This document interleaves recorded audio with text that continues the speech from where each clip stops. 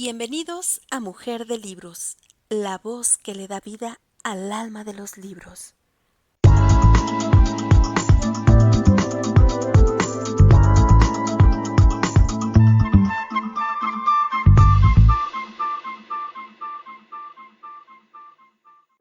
Bienvenidos a Mujer y Libros con Café y Libros. Vamos a continuar la lectura de Cómo suprimir las preocupaciones y disfrutar de la vida de Dale Carnegie.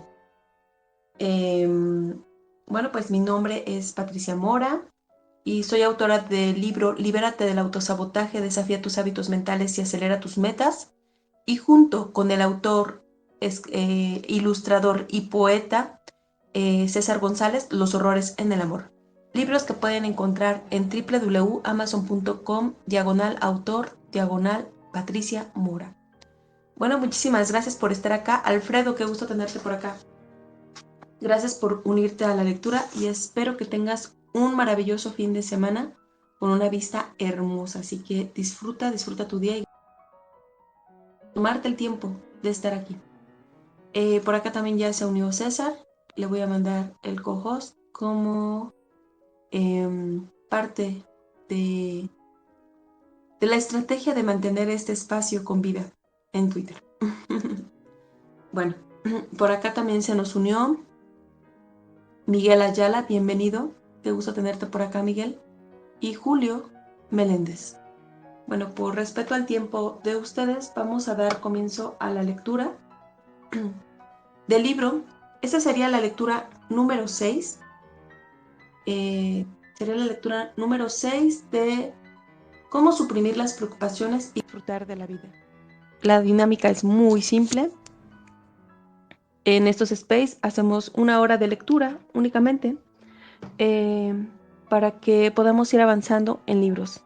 Desde el 12 de agosto comenzamos con este tipo de dinámica y este es nuestro libro número 13. Realmente hemos avanzado muchísimo y al ser los primeros 11 libros de Osho, bueno, eso sí, no los puedo compartir directamente en YouTube, pero bueno, ya tengo el libro de El sutil arte de que casi todo te importa una mierda en YouTube, lo pueden escuchar ahí, en www.youtube.com/mujer de libros, ahí lo pueden encontrar. Son 6 sesiones, las 6 sesiones que tuvimos justo aquí en este space, lectura en vivo. Y bueno, vamos a continuar ahora sí. Cómo suprimir las preocupaciones y disfrutar de la vida con Dale Carnegie. Este sería el episodio 6. Si usted hace esto, nunca le preocupará la ingratitud. Recientemente conocí en Texas a un hombre de negocios que ardía de indignación. Se me previno que él mismo me diría lo que sucedía a los 15 minutos de conocerlo. Así sucedió. El incidente que lo había exasperado así había ocurrido 11 meses antes, pero el hombre seguía ardiendo. No podía hablar de otra cosa. Había dado a sus 34 empleados $10,000 en bonos de Navidad, unos $300 a cada uno, y ni uno solo le había dado las gracias, y se lamentaba amargamente. ¿Cuánto siento haberles dado siquiera un centavo? Confucio dijo que un hombre enfadado está siempre lleno de veneno. Este hombre estaba tan lleno de veneno que yo sinceramente lo compadecí. Tenía unos 60 años de edad. Ahora bien, las compañías de seguros calculan que como promedio viviremos poco más de los 2/3 de la diferencia entre nuestra edad actual y los 80. Por tanto, este hombre, si tenía suerte, viviría todavía unos 14 o 15 años. Sin embargo, había malgastado ya casi unos de estos años que le quedaban de vida con sus amarguras y resentimientos, debidos a un suceso que pertenecía al pasado. Yo lo compadecí. En lugar de revolcarse en el resentimiento y la piedad de sí mismo, este hombre hubiera podido preguntarse por qué no había obtenido el menor agradecimiento. Tal vez había pagado poco o exigido mucho a sus empleados. Tal vez estimaran estos que un bono de Navidad no era un obsequio, sino algo que les era debido. Tal vez era un hombre tan severo e inaccesible que sus gentes no se atrevían a darle las gracias o no tenían interés en hacerlo. Tal vez se dijeran estas gentes que recibieron los bonos porque de otro modo el dinero se hubiera ido en impuestos. Por otra parte, cabe que los empleados fueran egoístas, mezquinos y maleducados. Cabe que fuera esto o que fuera lo otro. No sé acerca del asunto, más de lo que ustedes saben. Pero sé que el doctor Samuel Johnson dijo, la gratitud es un fruto que exige mucho cultivo. No cabe encontrarla entre gente tosca. Tal es el extremo que trato de recalcar, que este hombre cometió la humana y lamentable equivocación de esperar la gratitud. No conocía la naturaleza humana. Si usted salvara a un hombre la vida, ¿esperaría su agradecimiento? Puede usted esperarlo, pero he aquí el caso de Samuel Liebowitz, que fue un famoso abogado criminalista antes de hacerse un magistrado. Salvó a 78 hombres de ir a la silla eléctrica. ¿Y cuántos creen ustedes que se detuvieron para agradecer a Samuel? ¿O siquiera se tomaron la molestia de enviarle una felicitación de Navidad? ¿Cuántos? Adivinen. Eso es, ninguno. Cristo sanó a 10 leprosos en una tarde. ¿Pero cuántos de estos leprosos se detuvieron para darle las gracias? Solo uno. Véanlo en San Lucas. Cuando Cristo se volvió hacia sus discípulos y preguntó, ¿dónde están los otros 9? Todos ellos habían desaparecido. Se habían ido sin dar las gracias. Y permítame ahora una pregunta. ¿Por qué usted y yo, y el hombre de negocios de Texas, podemos esperar más agradecimiento por nuestros menudos favores que el que obtuvo Cristo? Y si pasamos a asuntos de dinero, bien, es un caso todavía más desesperado. Charles Schwab me dijo, en una ocasión había salvado a un cajero bancario que había jugado en la bolsa con el dinero del banco. Schwab puso el dinero necesario para que este cajero no fuera a la cárcel. ¿Se mostró el hombre agradecido? Oh, sí, por breve tiempo. Después se volvió contra Schwab y denigró y acusó al mismo hombre que lo había salvado de la prisión. Si usted diera a uno de sus parientes $1.000.000, ¿esperaría agradecimiento? Andrew Carnegie hizo precisamente esto. Pero si Andrew Carnegie hubiese salido de su tumba algún tiempo después, se hubiera escandalizado al ver que su pariente lo estaba maldiciendo. ¿Por qué? Porque el viejo Andy había dejado $365 millones para caridades públicas y se había desembarazado de él con un mísero millón. Así son las cosas. La naturaleza humana ha sido siempre naturaleza humana y no es probable que cambie mientras usted viva. Entonces, ¿por qué no aceptarla? ¿Por qué no ser realista en relación con ella como el bueno de Marco Aurelio, uno de los hombres más juiciosos que haya gobernado jamás el Imperio Romano? Marco Aurelio escribió en su diario, voy a verme hoy con personas que hablan demasiado, que son egoístas y desagradecidas, pero no me sorprenderé ni molestaré, porque no me imagino un mundo sin personas así. Esto es lógico, ¿no es así? Si usted y yo vamos por ahí gruñendo contra la ingratitud, ¿a quién cabe culpar? ¿Es esto naturaleza humana o ignorancia de la naturaleza humana? No esperemos gratitud. Después, si en un momento dado la conseguimos, será una sorpresa deliciosa. Si no la conseguimos, no sentiremos molestia alguna. He aquí el primer extremo que trato de recalcar en este capítulo. Es natural que las personas se olviden del agradecimiento. Por tanto, si esperamos gratitud, vamos derechamente hacia muchos pesares. Conozco en New York a una mujer que siempre se está quejando de su soledad. Ninguno de sus parientes quiere estar cerca de ella. ¿No es de extrañar? Si usted la visita, hablará durante horas de lo que hizo por sus sobrinas. Las cuidó durante el sarampión y la tos ferina. Las tuvo en su casa durante años. Envió a una de ellas a una escuela mercantil y alojó a la otra hasta que se casó. ¿Venían estas sobrinas a visitarla? Oh, sí, de cuando en cuando, por cumplir un deber. Pero tenían santo temor a estas visitas. Sabían que tendrían que aguantar varias horas de reproches, apenas velados, oirían una letanía interminable de amargas quejas y de suspiros de autocompasión. Y cuando esta mujer no puede ya mortificar, maltratar o fulminar a sus sobrinas, tiene uno de esos arrebatos, un ataque al corazón. ¿Es un verdadero ataque al corazón? Oh, sí. Los médicos dicen que tiene un corazón nervioso, que tiene palpitaciones, pero dicen también que no pueden hacer nada, que el mal tiene carácter emocional. Lo que esta mujer quiere realmente es cariño y atención, pero llama a esto gratitud. Y no tendrá nunca gratitud ni cariño, porque los reclama. Cree que es algo que se le debe. Hay miles de personas como ella, personas que están enfermas de ingratitud, soledad y abandono. Desean ser amadas, pero el único modo que tienen en este mundo de que se llegue a amarlas es cesar de pedirlo y comenzar a querer sin esperanza de ser correspondidas. ¿Es que esto es idealismo puro? ¿Poco práctico? ¿De visionario? No lo es. Es sentido común, nada más. Es un modo muy conveniente para que usted y yo encontremos la felicidad que buscamos. Mis propios padres daban por el placer de ayudar a los demás. Éramos pobres y siempre estábamos abrumados de deudas. Sí, pero con toda nuestra pobreza, mis padres siempre se arreglaban para enviar todos los años algún dinero a un asilo de huérfanos, al hogar cristiano de Council Bluffs, Iowa. Mis padres nunca visitaron este asilo.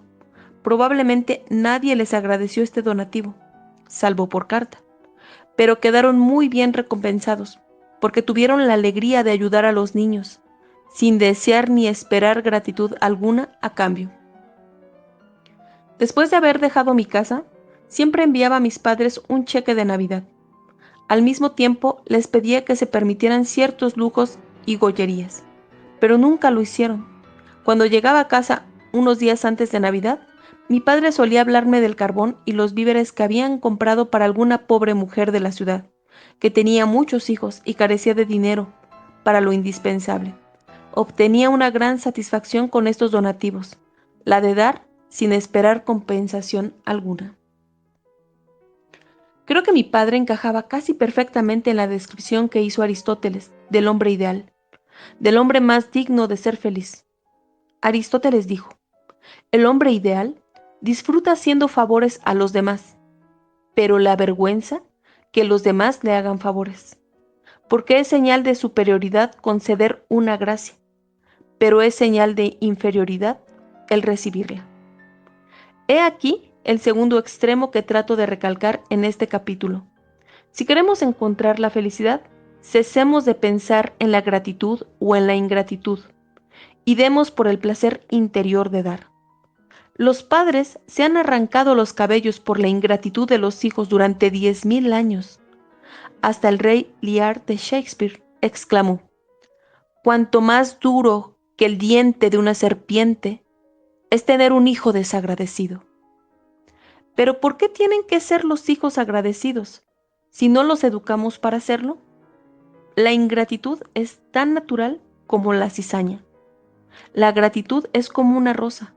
Tiene que ser cultivada, regada, amada y protegida. Si nuestros hijos son desagradecidos, ¿de quién es la culpa? Tal vez nuestra. Si no les hemos enseñado nunca a expresar su gratitud a los demás, ¿cómo podemos esperar que nos la expresen a nosotros?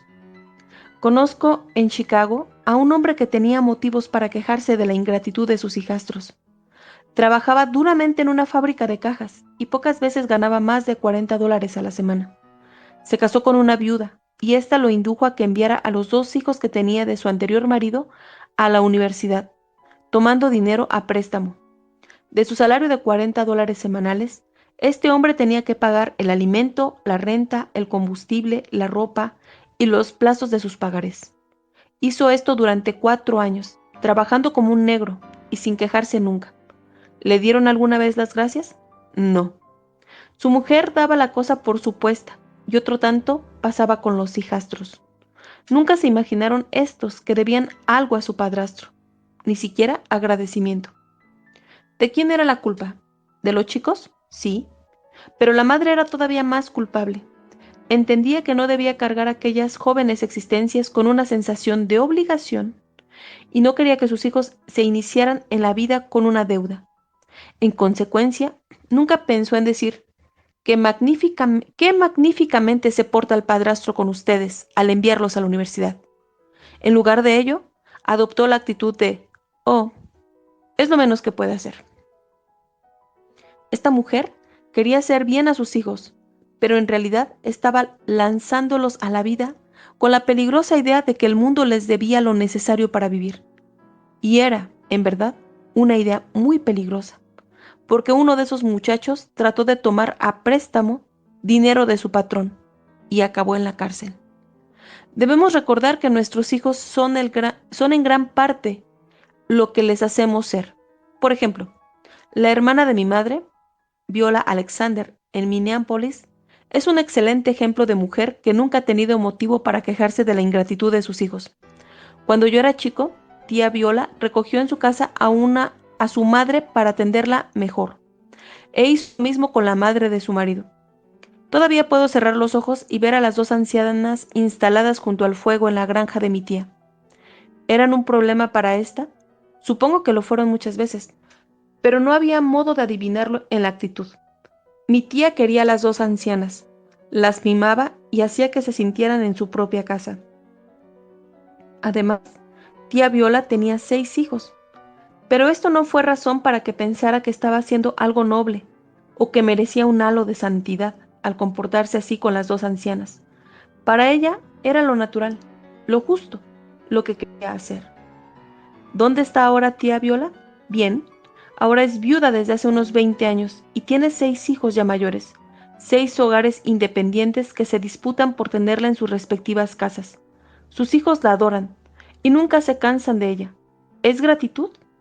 ¡Qué insensatez! Es cariño, puro cariño. Esos hijos fueron educados durante su infancia en un afecto humano, cálido y radiante. No es extraño que ahora, con la situación invertida, devuelvan ese afecto. Recordemos que para tener hijos agradecidos, debemos ser agradecidos nosotros. Recordemos que los pequeños tienen muy buen oído y están atentos a lo que decimos. Como ilustración, tomemos el propósito de que la próxima vez que tengamos la tentación de empequeñecer la amabilidad de alguien en presencia de nuestros hijos, contendremos nuestros impulsos. No digamos nunca, ¿qué mantelería nos ha enviado la prima Su para Navidad? Está hecha por ella. No le ha costado ni un centavo. La observación puede parecernos trivial, pero los niños están a la escucha. Por tanto, más vale que digamos, ¿cuántas horas habrá dedicado la prima Su a esta mantelería de Navidad? ¡Qué buena es! Tenemos que escribirle dándole las gracias ahora mismo. Y nuestros hijos, de modo inconsciente, absorberán el hábito de alabar y de apreciar. Para evitar el resentimiento y la preocupación que tengan por causa la ingratitud, he aquí la regla número 3. A. En lugar de preocuparnos por la ingratitud, no la esperemos. Recordemos que Jesús sanó a 10 leprosos en un solo día, y solo uno de ellos se lo agradeció. ¿Por qué vamos a obtener más gratitud de la que Jesús obtuvo? 2. B. Recordemos que el único modo de ser feliz es no esperar gratitud, sino dar por el placer de dar. C. Recordemos que la gratitud es un rasgo que debe ser cultivado. Por tanto, si queremos que nuestros hijos sean agradecidos, debemos enseñarles a hacerlo. 4. ¿Aceptaría usted $1.000.000 por lo que tiene? Conocí a Harold Abbott durante años. Vivía en Webb City, Missouri. Era quien organizaba mis conferencias. Un día nos vimos en Kansas City y me llevó en su automóvil a mi granja de Belton, Missouri. Durante el viaje le pregunté cómo se defendía de las preocupaciones y me contó una historia tan alentadora que nunca la olvidaré. Yo solía preocuparme mucho, me dijo, pero un día de primavera de 1934, cuando iba por la calle West Dougherty en Webb City, vi un espectáculo que desvaneció todas mis preocupaciones. Todo sucedió en 10 segundos. Pero en ese tiempo aprendí acerca de cómo se debe vivir más de lo que había aprendido en los 10 años anteriores. Durante 2 años había tenido un almacén de comestibles en Webb City. No solamente había perdido todos mis ahorros, sino que había contraído deudas cuya liquidación me exigió 7 años. Mi almacén se había cerrado el sábado anterior y ahora iba en busca de un préstamo al Banco Mercantil y Minero, a fin de ir a Kansas City para tratar de obtener una colocación. Era un hombre vencido. Había perdido mi espíritu de lucha y mi fe. En esto vi que venía por la calle un hombre sin piernas. Estaba sentado en una plataforma de madera equipada con ruedas de patín. Se empujaba con los bloques de madera que llevaba en cada mano. Lo vi en el momento en que había cruzado la calle y trataba de subir el escalón de unos cuantos centímetros de la acera. Cuando inclinaba su plataforma de madera para formar el ángulo apropiado, sus ojos se encontraron con los míos. Me saludó con una amplia sonrisa. «Buenos días, señor. Linda mañana, ¿no es así?» Al contemplarlo, comprendí qué rico era yo.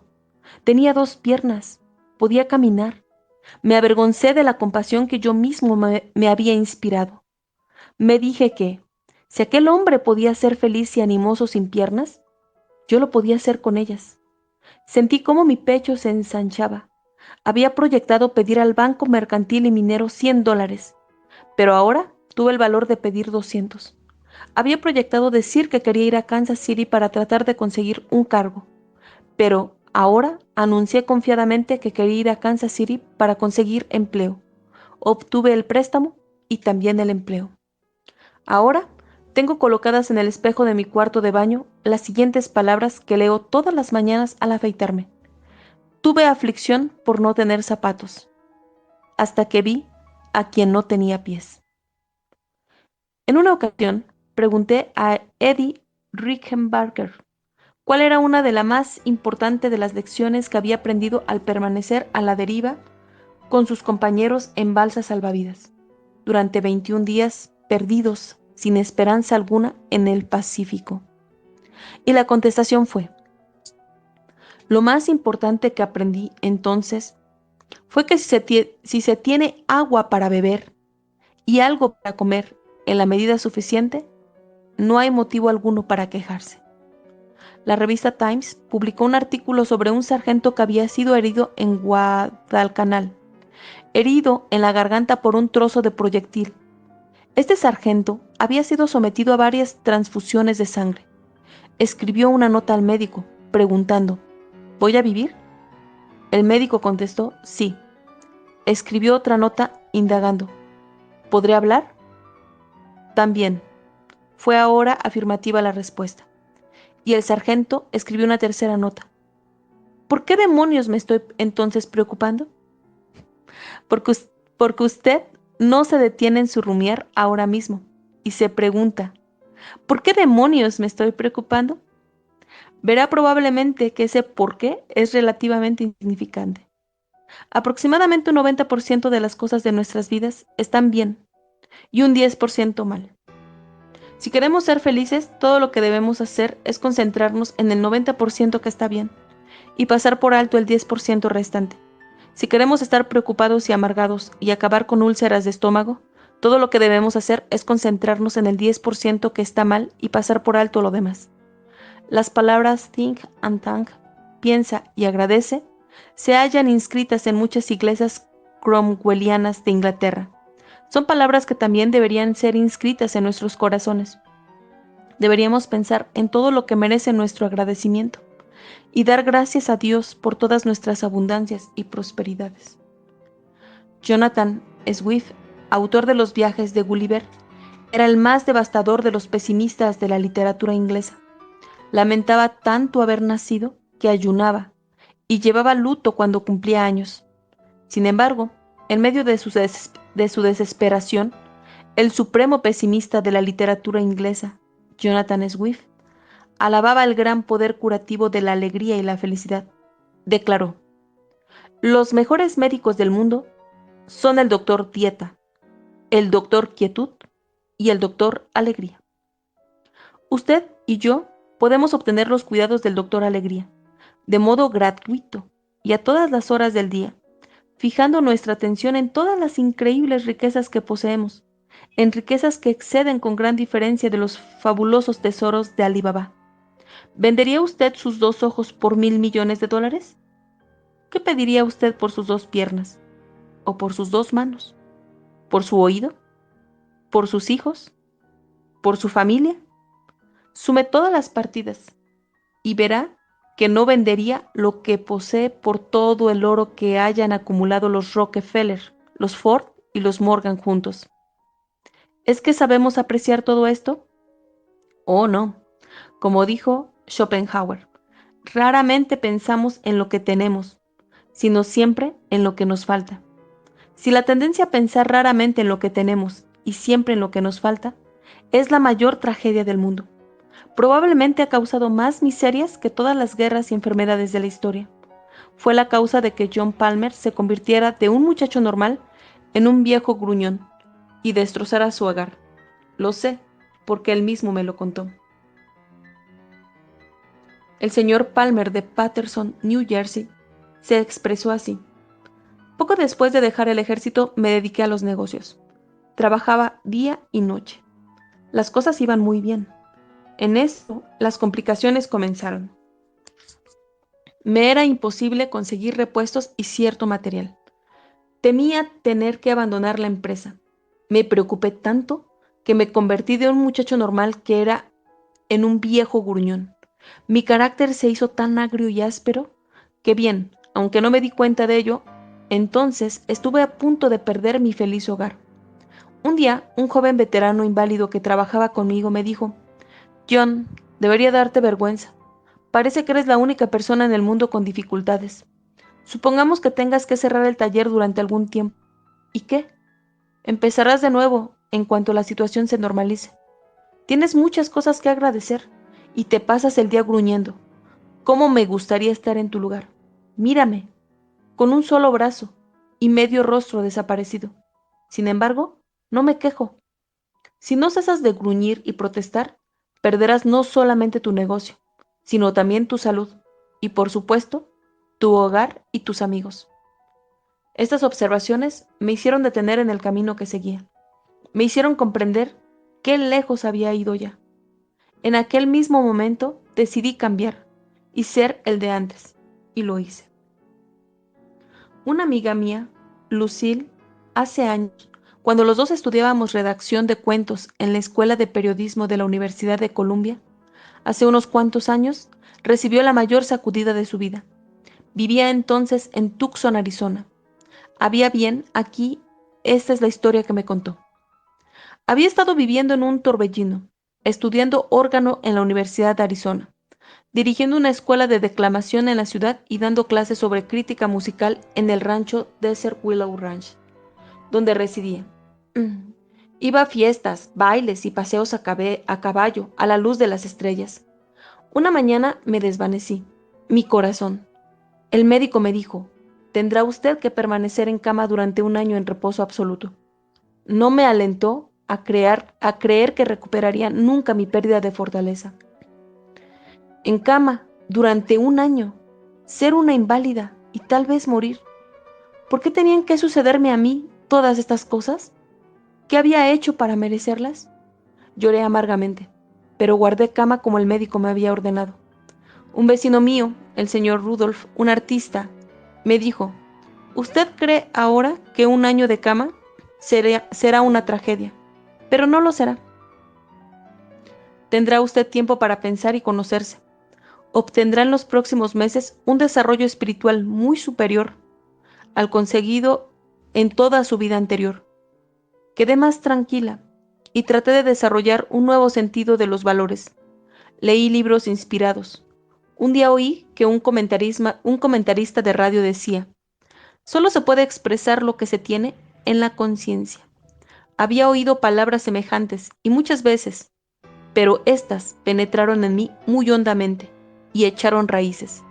Y decidí tener únicamente los pensamientos que me atraían, pensamientos de alegría, felicidad, salud.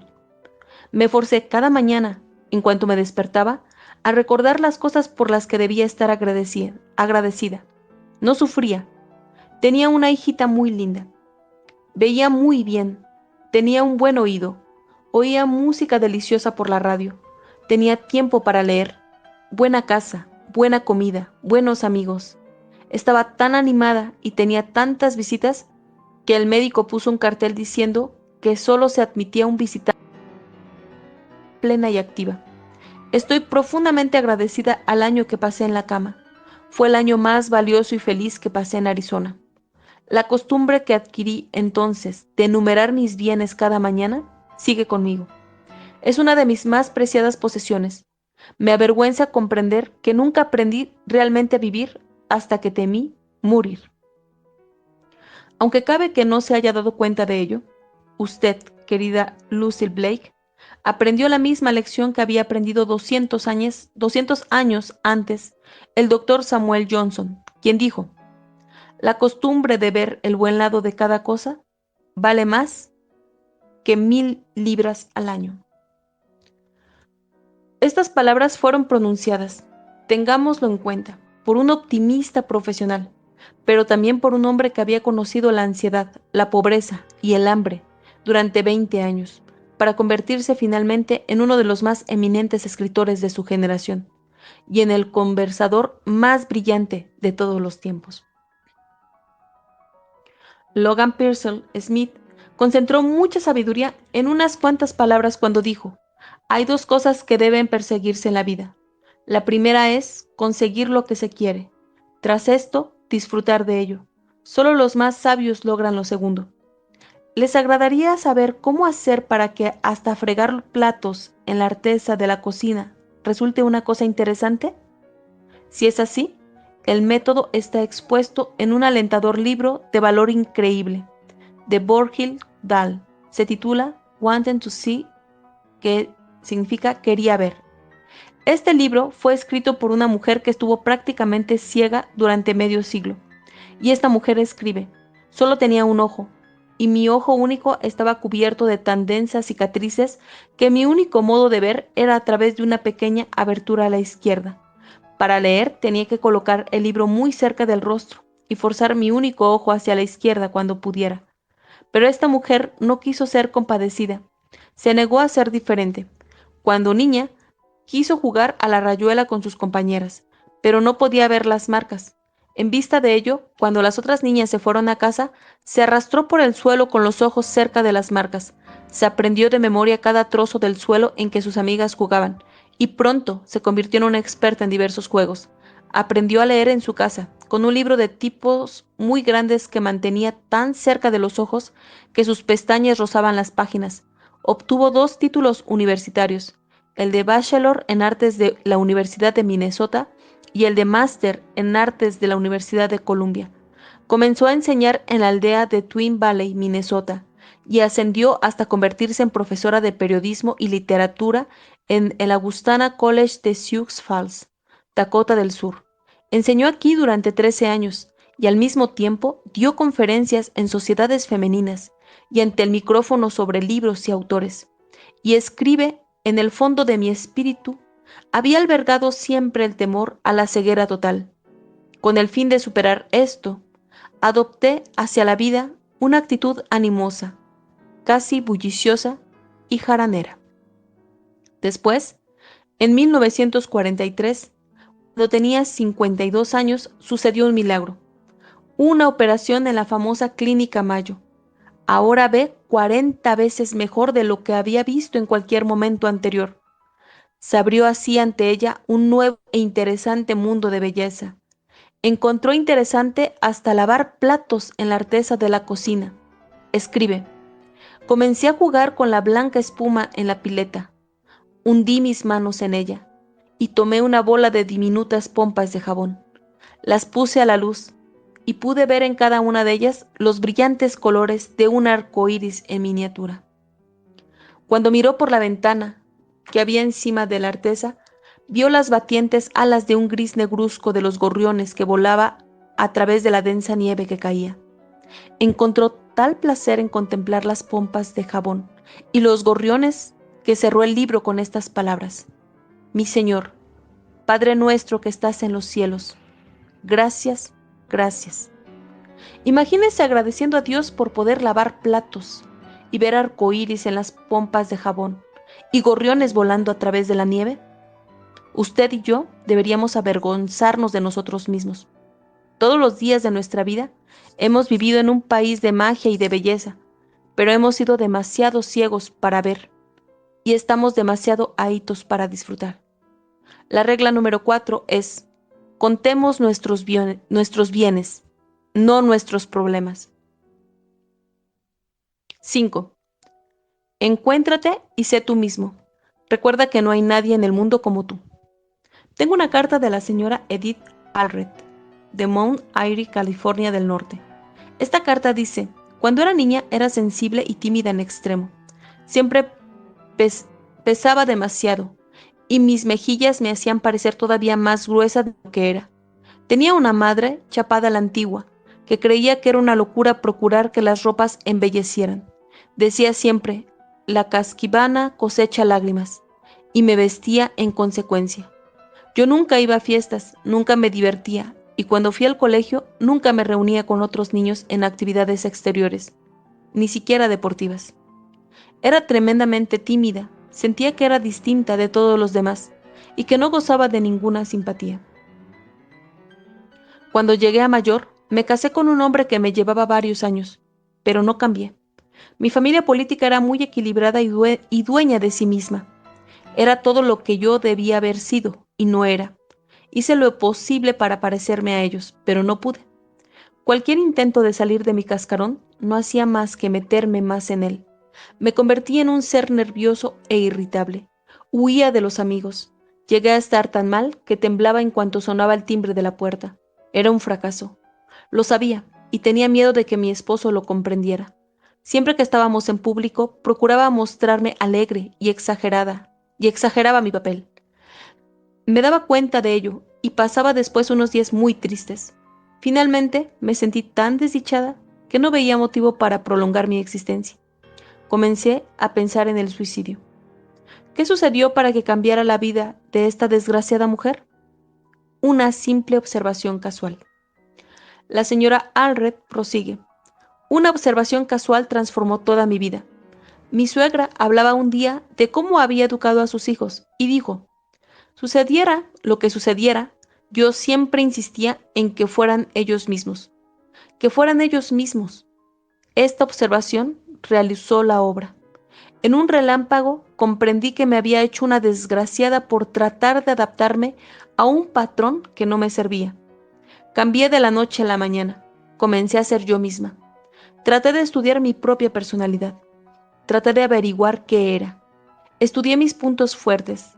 Aprendí cuanto pude acerca de colores y estilos, y me vestí de un modo que comprendía que me sentaba bien. Salí en busca de amigos. Ingresé en una sociedad, en una pequeña al principio, y quedé aterrada cuando me incluyeron en un programa. Pero cada vez que hablaba, mi valor aumentaba un poco. Hizo falta bastante tiempo, pero mi felicidad es hoy mayor de la que juzgué posible jamás. Al educar a mis propios hijos, siempre les he enseñado la lección que aprendí a tanta costa. Suceda lo que suceda, tenemos que ser siempre nosotros mismos. El doctor James Gordon Gilkey dice que este problema de querer ser uno mismo es viejo como la historia y tan universal como la vida humana. Y este problema de no estar dispuesto a ser uno mismo es la fuente oculta de infinidad de neurosis, psicosis y complejos.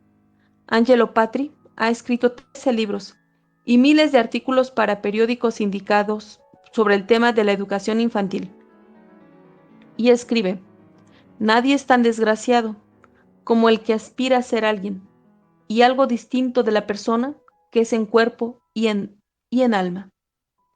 El ansia de ser algo que no se es se manifiesta de modo muy acentuado en Hollywood. Sam Good, uno de los directores de Hollywood más conocidos, dice que el mayor quebradero de cabeza que tiene con los jóvenes actores aspirantes es exactamente este problema: hacerles ser ellos mismos. Todos quieren ser una Lana Turner de segunda o un Clark Gable de tercera. Y Sam Good les dice una y otra vez: el público ya conoce eso, ahora quiere otra cosa. Antes de que comenzara a dirigir películas como Adiós, señor Chips y Por quién doblan las campanas, Sam Good pasó varios años en el negocio de inmuebles desarrollando personalidades de vendedores. Declara que ha de aplicarse en el mundo del cine el mismo principio que en el mundo de los negocios. No se va a ninguna parte con el espíritu de imitación. No se puede ser un papagayo.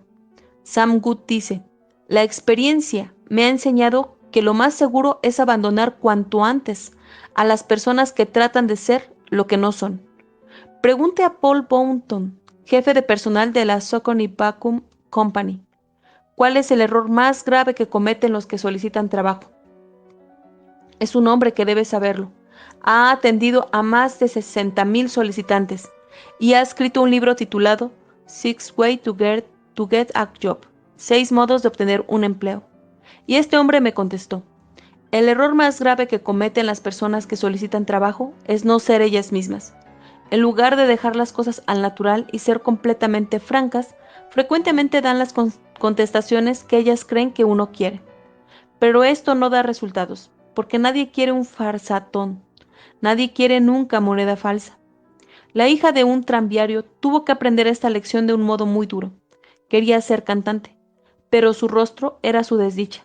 Tenía una boca grande y dientes salientes. Cuando cantó por primera vez en público en un club nocturno de New Jersey, trató de bajar el labio superior para ocultar sus dientes. Trató de estar encantadora. ¿Cuál fue el resultado? Que hizo el ridículo.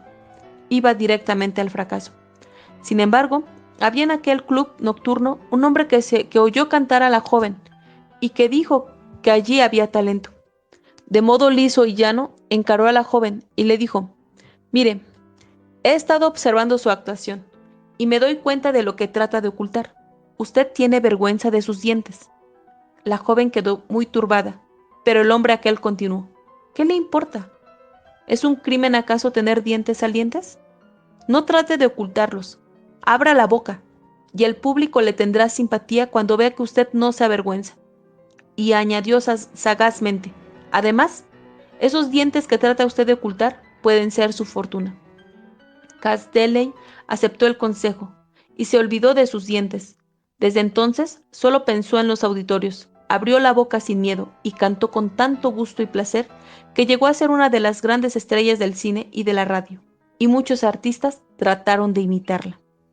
El famoso William James hablaba de hombres que nunca se habían encontrado a sí mismos, cuando declaró que el hombre medio desarrolla únicamente el 10% de su capacidad mental latente. Escribió esto. Comparados con lo que deberíamos ser, estamos solo despiertos a medias. Hacemos uso solo de una pequeña parte de nuestros recursos físicos y mentales. Para hablar en un sentido amplio, diremos que el individuo humano vive muy lejos de sus límites. Posee facultades de diversa índole que generalmente no utiliza. Usted y yo tenemos esas facultades, por lo que no debemos preocuparnos a causa de no ser como otros. Usted es algo nuevo en el mundo. Nunca antes, desde los comienzos del tiempo, ha habido nadie exactamente como usted, y nunca después. A través de todas las épocas por venir, habrá nadie en él que usted se repita. La nueva ciencia de la genética nos dice que usted es quien es, como resultado en gran parte de 24 cromosomas que ha aportado su padre y otros 24 cromosomas que ha aportado su madre. Estos 48 cromosomas comprenden todo lo que determina su herencia de usted. Amram Schfield dice que en cada cromosoma hay de docenas a cientos de genes, de los que uno solo es capaz, en algunos casos, de cambiar toda la vida de un individuo. Verdaderamente, estamos hechos de un modo que asusta y maravilla. Incluso después de la unión de sus padres, solo había una oportunidad contra 300 billones de que naciera una persona que fuera específicamente usted. En otros términos, si usted tuviera 300 billones de hermanos y hermanas, todos podrían ser distintos de lo que usted es. ¿Es esto una adivinanza? No, es un hecho científico. Si quiere usted leer algo más acerca del asunto, vaya a una biblioteca pública y pida un libro titulado Usted y la herencia de Amram Schfield. Puedo hablar de este tema con convicción, porque lo siento profundamente. Sé de qué estoy hablando. Lo sé por amarga y costosa experiencia. Cuando vine por primera vez a New York desde los macizales de Missouri, me inscribí en la Academia Norteamericana de Artes Dramáticas. Aspiraba a ser actor. Había tenido lo que creía que era una idea brillante, un atajo hacia el triunfo. Era una idea tan sencilla y tan clara que no comprendía cómo no la habían descubierto tantos miles de personas ambiciosas que pululan por el mundo. Consistía en esto. Estudiaría como los actores famosos de la época, John Drew, Walter Hamden y Otis Skinner. Conseguían sus efectos. Después imitaría lo mejor de cada uno y me convertiría en una brillante y triunfal combinación de todos ellos. Qué tonto, qué absurdo. Tuve que malgastar años. Después me puse a escribir lo que yo suponía que iba a ser yo mismo y que no podía ser otro cualquiera. Esta lamentable experiencia debió enseñarme una lección duradera, pero no fue así. No me la enseñó. Yo era demasiado torpe. Tuve que pasar por una segunda prueba. Varios años después me puse a escribir lo que yo suponía que iba a ser el mejor libro sobre oratoria para la gente de negocios que jamás se hubiera escrito. Tuve para escribir este libro la misma estúpida idea que había tenido acerca de la profesión teatral. Iba a sacar ideas de toda una serie de escritoras, de toda una serie de escritores, e incluirlas en un libro que lo contenía todo. Para esto obtuve docenas y docenas de libros sobre oratoria y pasé un año incorporando sus ideas a mi manuscrito. Pero llegó el momento en que comprendí que estaba siendo una vez más el tonto. Aquella mezcolanza de las ideas de los demás que había escrito era tan sintética y tan aburrida que no habría persona de negocios que la soportara. Eché pues al cesto el trabajo de todo un año y comencé de nuevo.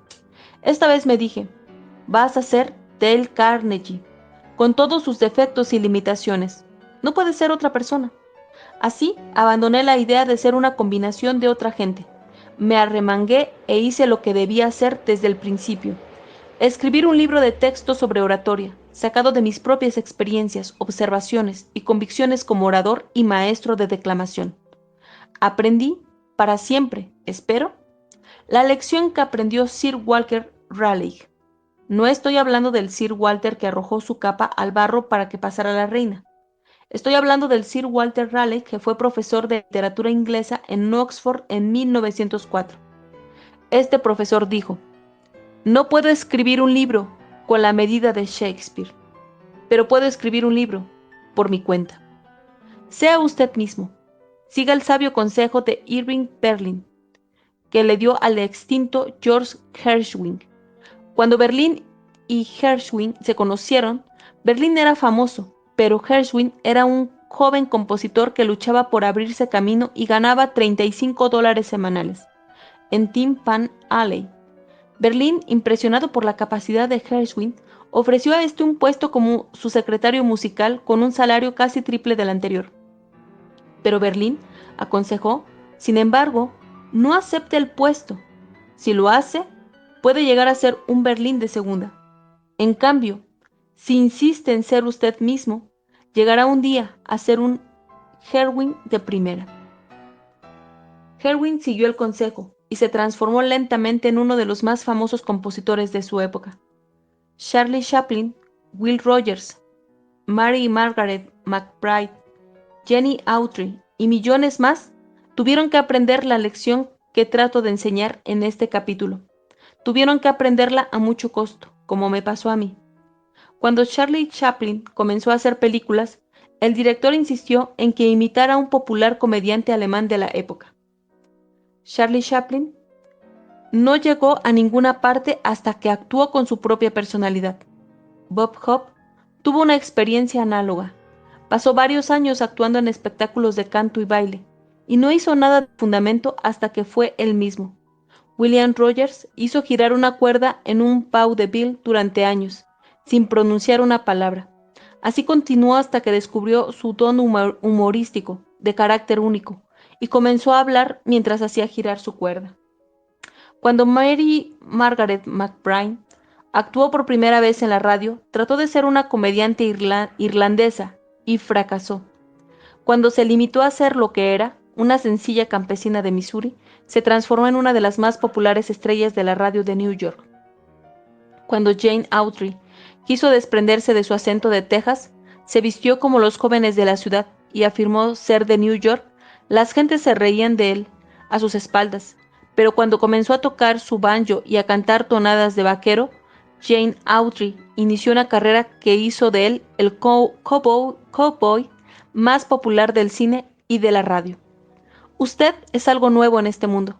Alégrese de ello. Saque el máximo provecho de lo que la naturaleza le ha procurado. En última instancia, todo arte es autobiográfico. Usted solo puede cantar lo que es. Usted solo puede pintar lo que es. Usted debe ser lo que sus experiencias, su ambiente y su herencia le han hecho. Para bien o para mal, usted debe cultivar su propio jardín.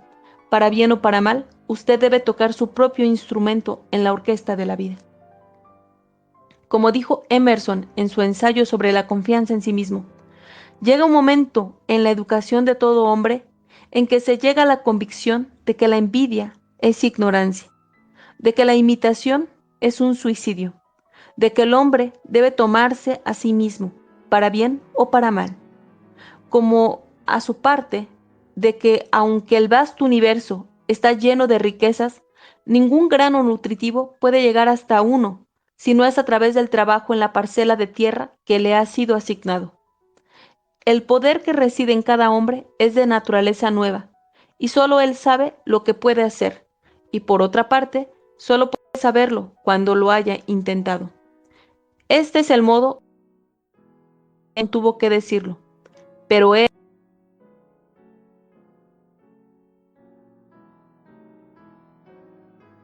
no puede ser pino de la cumbre, sé la mata del valle, la más linda de las matas que van junto al arroyo. Sé el arbusto, si el árbol está arriba. Si no llegas a arbusto, sé la hierba que al camino feliz y humilde vista. De no ser amizcleña, sé la atocha que entre todas el lago más estima. Tripulantes, si no los capitanes, que un lugar siempre guardanos la vida. Hay que hacer cosas grandes y pequeñas, pero siempre ha de hacerse la más chica. De no ser el camino, sé el sendero. Sino sol, sé la estrella que titila. No busquemos tamaño en la pelea, sino ser lo mejor en nuestras filas. Para cultivar la actitud mental que nos procurará paz y nos liberará de la preocupación, he aquí la regla número 5. No imitemos a los demás. Encontrémonos y seamos nosotros mismos. Continúa la número 6. Si tiene usted un limón, haga una limonada. Y bueno, ya casi se cumple la hora de lectura, así que por aquí lo vamos a dejar para que el día lunes continuemos con si usted tiene un limón, haga una limonada. Espero que les haya gustado la lectura del día de hoy. Y si alguien tiene algún comentario, bueno, es más que bienvenido. Bueno, le quiero dar también las gracias a Alfredo, Dani Jefe, Zoe, Chilaquil y a Miguel Ayala. Gracias por estar acá, gracias por tomarse el tiempo de escuchar esta lectura, que a veces con algunos errorcillos, pero bueno, ahí trato de subsanarlos. Esta es lectura en vivo desde el space de Twitter, a través de a través de la cuenta de Mujer de Libros. Y este es nuestro libro número 13 que leemos en este space. Adelante, César, bienvenido. Hola, buenas tardes. No, más que nada pasaba a saludar a Dani ahí que está presente, a Zoe, a Chilaquil, a Alfredo, a Miguel y a ti agradecerte. Me encantó este capítulo de hoy y conecté mucho con eso, así que nada, muchas gracias por ese regalo. Un abrazo a todos, que tengan lindo fin de semana. Gracias, César. Bueno, pues aquí yo también me acordé mucho de ti, César, mientras leía la lectura, porque, bueno, si tienen la oportunidad de ver la cuenta de César, Él todos los días nos regala escritos de conciencia y bueno, yo tengo la fortuna de que sea mi compañero de vida y cuando yo tengo, digamos, altibajos o tengo dudas o algo así, él siempre me dice, vuelve a ti. De hecho, la semana pasada, él me comentó que me observaba fuera de mí misma, ¿no? Me dijo, no, estás alejándote de ti misma. Y tenía razón. ¿Y saben por qué? Por las preocupaciones. ¿Por qué estamos leyendo este libro?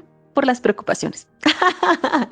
No, de verdad, me pareció, él siempre me pone los pies en la tierra, así que pues yo te agradezco, César. Y bueno, si ustedes tienen la oportunidad de leer sus escritos, de verdad que son geniales. De hecho, estamos ahí pensando justamente en seguir, en compartirlos, pero de otra manera.